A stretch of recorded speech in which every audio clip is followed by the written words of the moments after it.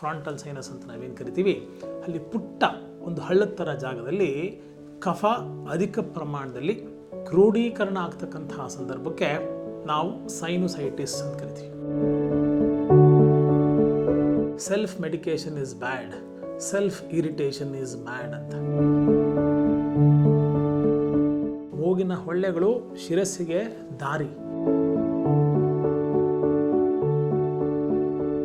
ಇವತ್ತಿನ ಸೈನೋಸೈಟಿಸ್ಗೆ ಇವತ್ತಿನ ಪ್ರಾಣಾಯಾಮ ಮಾಡೋದು ಇಸ್ ನಾಟ್ ದ ರಿಪ್ಲೈ.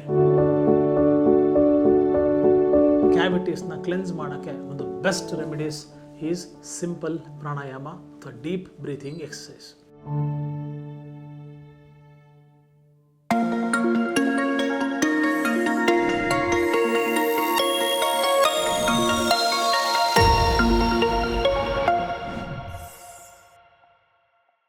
ಸ್ನೇಹಿತರೆ ನಮಸ್ಕಾರ, ನಾನು ನಿಮ್ಮ ಡಾಕ್ಟರ್ ಕಿಶೋರ್. ಚಳಿಗಾಲ ಬಂತು, ಮಳೆ ಬಂದು ನಿಂತ ಮೇಲೆ ಒಂಥರ ಖುಷಿ ಆನಂದ. ಯಾಕಂದರೆ ಅಷ್ಟೆಲ್ಲ ದೊಡ್ಡ ಬಿಸಿಲನ್ನ ನಾವು ಅನುಭವಿಸಿ ಹೊರಗೆ ಬಂದಿದ್ದೀವಿ.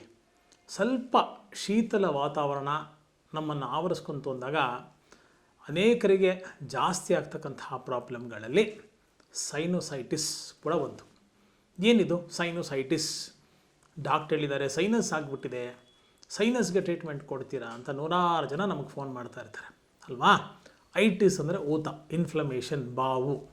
ಸೈನಸ್ ಅಂದರೆ ಈ ಎರಡು ಭಾಗ ಫ್ರಾಂಟಲ್ ಸೈನಸ್ ಅಂತ ನಾವೇನು ಕರಿತೀವಿ, ಅಲ್ಲಿ ಪುಟ್ಟ ಒಂದು ಹಳ್ಳದ ಥರ ಜಾಗದಲ್ಲಿ ಕಫ ಅಧಿಕ ಪ್ರಮಾಣದಲ್ಲಿ ಅವಶ್ಯಕತೆಗಿಂತ ಮೀರಿ ಅಲ್ಲಿ ಕ್ರೋಢೀಕರಣ ಆಗ್ತಕ್ಕಂತಹ ಸಂದರ್ಭಕ್ಕೆ ನಾವು ಸೈನೋಸೈಟಿಸ್ ಅಂತ ಕರಿತೀವಿ.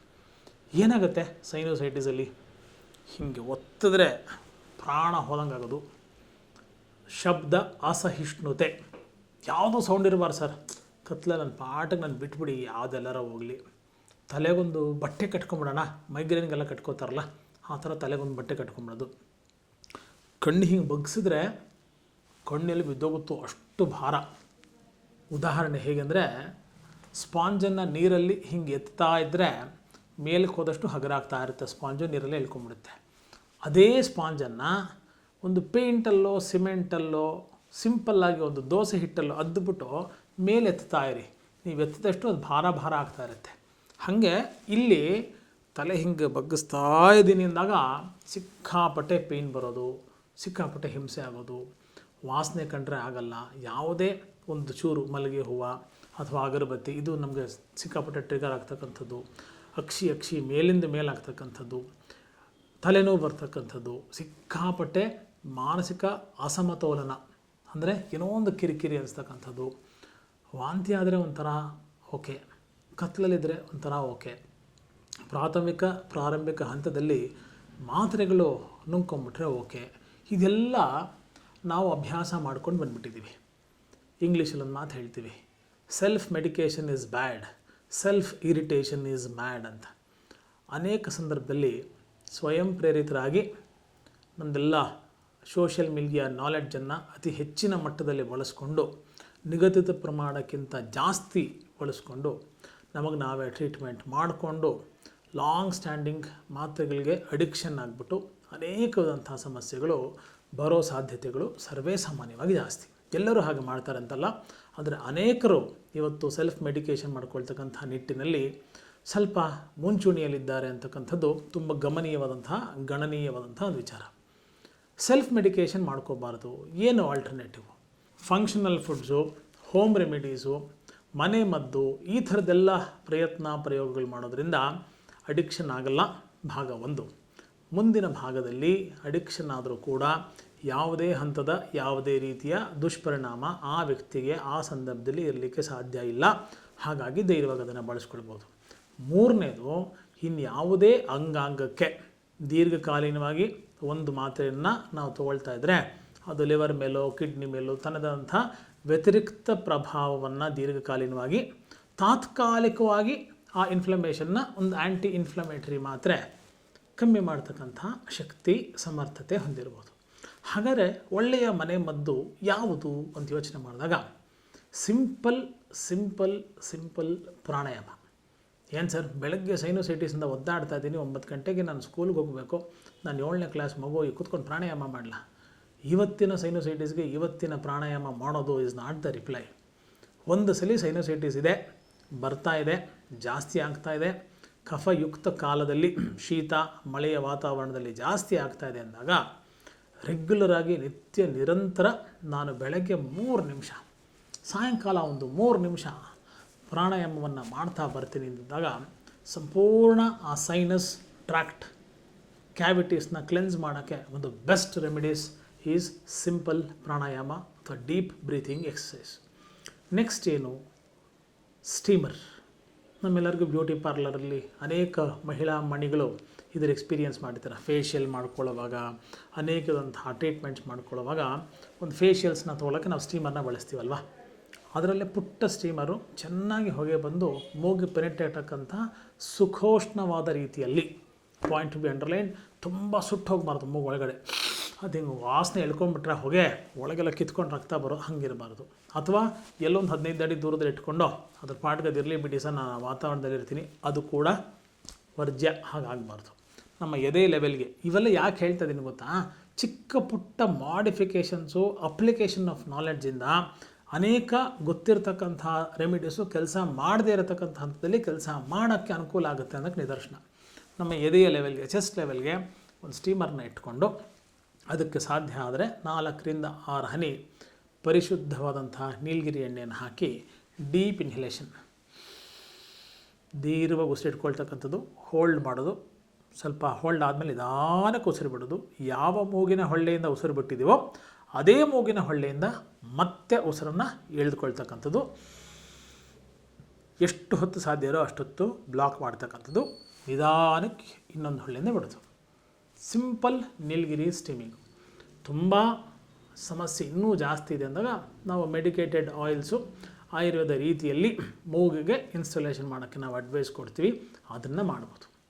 ಸರ್, ನಾನು ತುಂಬ ಗ್ರಾಮೀಣ ಭಾಗದಲ್ಲಿದ್ದೀನಿ, ಇವಾಗೆಲ್ಲ ಏನಂದರೆ ಲುಕಿಂಗ್ ಬ್ಯಾಕ್ ಅಟ್ ಟ್ರೆಡಿಷನ್ನು, ಒಂಥರ ಟ್ರೆಡಿಷ್ನಲ್ ಫೀಲಲ್ಲಿ, ಓಲ್ಡ್ ಸ್ಟೈಲಲ್ಲಿ ನಾವು ಥೆರಪೀಸ್ನ ಮಾಡ್ಕೊಳ್ಬೇಕು ಅಂತಕ್ಕಂಥ ಇಂಗಿತ ಇಂದಿನ ಅತ್ಯಂತ ನಾಗರಿಕ ಸಮಾಜ ಬಯಸ್ತಾ ಇರ್ತಕ್ಕಂಥದ್ದು ತುಂಬ ಶ್ಲಾಘನೀಯವೇ ಸರಿ. ಪ್ಯೂರ್ ಇಜ್ಜಿಲು, ಇಸ್ತ್ರಿ ಅಂಗಡಿಲಿ ಸಿಗುತ್ತಲ್ವ ಇಜ್ಜಿಲು, ಪರಿಶುದ್ಧವಂತ ಇಜ್ಜಿಲು, ಸ್ವಲ್ಪ ಜೋಳದ ಅಂಗಡಿಲಿ ಸಿಗುತ್ತಲ್ಲ ಇಜ್ಜಿಲು, ಅದೇ ಇಜ್ಜಿಲೇ ಇದನ್ನು. ಸೀಮೆಣ್ಣೆ ಗಿಮೆಣ್ಣೆಲ್ಲ ಹಾಕಬಾರ್ದು, ಪರಿಶುದ್ಧವಾದಂಥ ಇಜ್ಜಲನ್ನ ಇಗ್ನೈಟ್ ಮಾಡ್ಕೊಳ್ಳಿ, ಸ್ವಲ್ಪ ಕೆಂಡ ಬರೋತಿರಬೇಕು. ಅದ್ರ ಮೇಲೆ ಒಂದು ಚಿಟಿಕೆ ಅರಿಶಿಣದ ಪುಡಿ, ಪರಿಶುದ್ಧವಾದಂಥ ಅರಿಶಿಣ ಪುಡಿನ ಜ್ವಲಂತವಾಗಿ ಉರಿತಾ ಇರತಕ್ಕಂಥ ಇಜ್ಜಿಲಿನ ಕೆಂಡದ ಮೇಲೆ ಒಂದು ಚಿಟಿಕೆ ಹಾಕಿ, ಬ್ಯೂಟಿಫುಲ್ ಅರಮ ಬರುತ್ತೆ, ಅತ್ಯದ್ಭುತವಾದಂಥ ಒಂದು ಅರಮ ಬರುತ್ತೆ. ನಮ್ಮ ರೂಮಿನ ಅಟ್ಮಾಸ್ಫಿಯರಲ್ಲಿ ನಾವು ಬ್ರೀತ್ ಮಾಡ್ತಕ್ಕಂಥ ಸಂದರ್ಭದಲ್ಲಿ ಅದರ ಫ್ಯೂಮಿಗೇಷನನ್ನು ನಾವು ತೊಗೊಳ್ಬೇಕು. ಏನು ಬೆನಿಫಿಟ್ಟು? ಪ್ರಾಣಾಯಾಮ ಆಗಿರ್ಬೋದು, ಸ್ಟೀಮ್ ಇನ್ಹಲೇಷನ್ ವಿತ್ ನೀಲಗಿರಿ ಆಗಿರ್ಬೋದು, ಇಜ್ಜಿಲ ಮೇಲೆ ಕೆಂಡದ ಮೇಲೆ ಅರಿಶಿಣ ಹಾಕ್ಕೊಂಡು ಪುಡಿ, ಆ ಧೂಮವನ್ನು, ಧೂಮಪಾನ ಅಂದರೆ ಇದೆಲ್ಲ, ಧೂಮಪಾನ ಅಂದರೆ ಮೂಗಿನ ಮುಖಾಂತರ ನಾವು ಹೊಗೆಯನ್ನು ಸೇವನೆ ಮಾಡ್ತಕ್ಕಂಥ ಒಂದು ಪ್ರಕ್ರಿಯೆ ಪದ್ಧತಿಗೆ ಧೂಮಪಾನ ಅಂತ ಕರಿತೀವಿ. ಎಂಥ ಬ್ಯೂಟಿಫುಲ್ ಥಾಟ್ ನೋಡಿ ಅಲ್ವಾ? ನಸ್ಯ ಅಂದರೆ ತಂಬಾಕು ಪುಡಿನ ಮೂಗು ಹಾಕ್ಕೊಂಬಿಡೋದಲ್ಲ. ನಾಸಾಹಿ ಶಿರಸೋ ದ್ವಾರಂ, ಮೂಗಿನ ಹೊಳ್ಳೆಗಳು ಶಿರಸ್ಸಿಗೆ ದಾರಿ. ಹಾಗಾಗಿ ನೀವು ಉತ್ತಮಾಂಗ, ಬ್ರೈನು, ಸ್ಕಲ್ಲು, ಇಲ್ಲಿ ಏನಾದರೂ ನಾವು ಎಕ್ಸ್ಟರ್ನಲಿ ಅದನ್ನು ಅಪ್ರೋಚ್ ಮಾಡಬೇಕು ಅಂದಾಗ ದ ಓನ್ಲಿ ಪಾತ್ವೇ ಈಸ್ ಮೂಗಿನ ಹೊಳ್ಳೆಗಳು. ಅಲ್ಲಿ ನಸ್ಯ ಅಂತಕ್ಕಂಥ ಥೆರಪಿಲಿ ಸ್ಥಾನಿಕ ಅಭ್ಯಂಗ, ಸ್ನೇಹನ ಅಂದರೆ ಲೂಬ್ರಿಕೇಷನ್ ಮಾಡ್ತಕ್ಕಂಥದ್ದು, ಸ್ಟೀಮ್ ಮಾಡ್ತಕ್ಕಂಥದ್ದು, ಇವೆಲ್ಲ ಮಾಡಿದಾಗ ಕಫ ನಿಸ್ಸರಣ, ಕಟ್ಟಿರ್ತಕ್ಕಂಥ ತುಂಬ ಸಾಲಿಡಿಫೈ ಆಗಿರತಕ್ಕಂಥ ಕಫ ಕರಗಿ ನೀರಾಗಿ ಹೊರಗೆ ಬರತಕ್ಕಂಥ ಒಂದು ಎಫೆಕ್ಟ್ ಆಗುತ್ತೆ. ಈ 3 ಥೆರಪೀಸ್ ನಾವು ಮಾಡಿದಾಗ ಲಾಭ ಏನು ಗೊತ್ತಾ? ಎಷ್ಟೋ ಸಂದರ್ಭದಲ್ಲಿ ಸರ್ ಆಯುರ್ವೇದ ತುಂಬ ಒಳ್ಳೆಯದು, ತುಂಬ ನಿಧಾನ ಸರ್, ಇವಾಗ ಶುರು ಮಾಡಿದ್ರೆ 1 ತಿಂಗಳು ಬೇಕು ಸರ್ ನಮಗೆ ಎಫೆಕ್ಟ್ ಬರೋಕ್ಕೆ ಅಂತ. ನಿಜ, ನಿಧಾನವೇ ಪ್ರಧಾನ ಅನ್ನೋದು ಕೂಡ ನಿಜ. ಈಗ ನೀವು ಶುರು ಮಾಡಿದರೆ ಮುಂದಿನ ಅನೇಕ ವರ್ಷಗಳು ಈ ಥರ ಸೈನೋಸೈಟಿಸ್ ಬಾಧೆಯಿಂದ ನೀವು ದೂರ ಇರಲಿಕ್ಕೆ ಸಾಧ್ಯ. 1. 2ನೇದು, ಈಗ ಹರಿದ್ರಾಧೂಮ, ಅರಿಶಿಣದ ಹೊಗೆಯನ್ನು ಇಜ್ಜಲ ಮೇಲೆ ಹಾಕ್ಕೊಂಡು ಸೇವನೆ ಮಾಡ್ತಕ್ಕಂಥದ್ದು with all the precautionary measures ನಾನೇನು ಹೇಳಿದೆಲ್ಲ, ಹಿಂಗೆ ಕಫ ಕರಗಿ ಬರುತ್ತೆ ಅಂದಂಗೆ ಉಗಿಬೇಕು ಅಂತ ಅನಿಸುತ್ತೆ. ಅಷ್ಟು ಫಾಸ್ಟಾಗಿ, ಅಷ್ಟು ತ್ವರಿತವಾಗಿ, ಯಾವುದೇ ಅಡಿಕ್ಷನ್ ಇಲ್ಲ. ಸರ್ ತುಂಬ ಚೆನ್ನಾಗಿ ಅನ್ನಿಸ್ತಾಯಿದೆ ಸರ್, ದಿವಸ ಮಾಡ್ಬೋದಾ ಅಂತ ನಂಗೆ ಅನೇಕವಾದಂಥ ಆರೋಗ್ಯ ಸಾಧಕರು, ನಾನು ಪೇಷಂಟ್ ಅನ್ನೋ ಪದ ಬಳಸಲ್ಲ, ಕೇಳ್ತಾರೆ. ಮಾಡ್ರಪ್ಪ ಅಂತ ಹೇಳ್ತೀವಿ. 3 ದಿವಸಕ್ಕೆ ಆ ಸಮಸ್ಯೆನೇ ಸರಿ ಹೋದ್ಮೇಲೆ ತಿರ್ಗಿ ಯಾಕೆ ಮಾಡ್ತಾರೆ, ಯಾಕೆ ಮಾಡಬೇಕು? That is the power of Ayurveda, that is the power of functional foods, that is the power of home remedy. ಇನ್ನೂ ಯಾಕೆ ಯೋಚನೆ ಮಾಡ್ತಾ ಇದ್ದೀರಾ? ಸೈನೋಸೈಟಿಸ್ ಇದೆಯಾ? ಸೈನಸ್ ಅಲ್ಲ, ಅದು ಸೈನೋಸೈಟಿಸ್ ಅಂತಕ್ಕಂಥದ್ದು ಸರಿಯಾದ ಪದ ಬಳಕೆ ಇದ್ದಾಗ ನಾನು ನಿಮ್ಮ ಜೊತೆ ಹಂಚಿಕೊಟ್ಟಿರ್ತಕ್ಕಂಥ ಈ ಸರಳ ಸೂತ್ರಗಳ ಸದುಪಯೋಗವನ್ನು ಪಡ್ಕೊಂಡು ಆರೋಗ್ಯ ನಿಮ್ಮದಾಗಿಸ್ಕೊಳ್ಳಿ. ಇನ್ನು ಅನೇಕ ಸಮಸ್ಯೆಗಳು, ಅನೇಕ ಪರಿಹಾರಗಳು.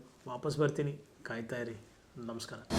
ಅನುಕ್ಷಣದ ಸುದ್ದಿಗಳಿಗಾಗಿ ವಿಸ್ತಾರ ನ್ಯೂಸ್ ಯೂಟ್ಯೂಬ್ ಚಾನೆಲ್ ಸಬ್ಸ್ಕ್ರೈಬ್ ಮಾಡಿ. ಹೊಸ ಸುದ್ದಿಗಳ ನೋಟಿಫಿಕೇಶನ್ಗಾಗಿ ಬೆಲ್ ಐಕಾನ್ ಕ್ಲಿಕ್ ಮಾಡಿ. ಲೇಟೆಸ್ಟ್ ಅಪ್ಡೇಟ್ಸ್ಗಾಗಿ www.vistaranews.com ವೆಬ್ಸೈಟ್ಗೆ ವಿಸಿಟ್ ಮಾಡಿ. ಅಂಗೈಯಲ್ಲೇ ಜಗತ್ತಿನ ಸುದ್ದಿ ತಿಳಿಯಲು ವಿಸ್ತಾರ ನ್ಯೂಸ್ ಕನ್ನಡ ಆಪ್ ಡೌನ್ಲೋಡ್ ಮಾಡಿ.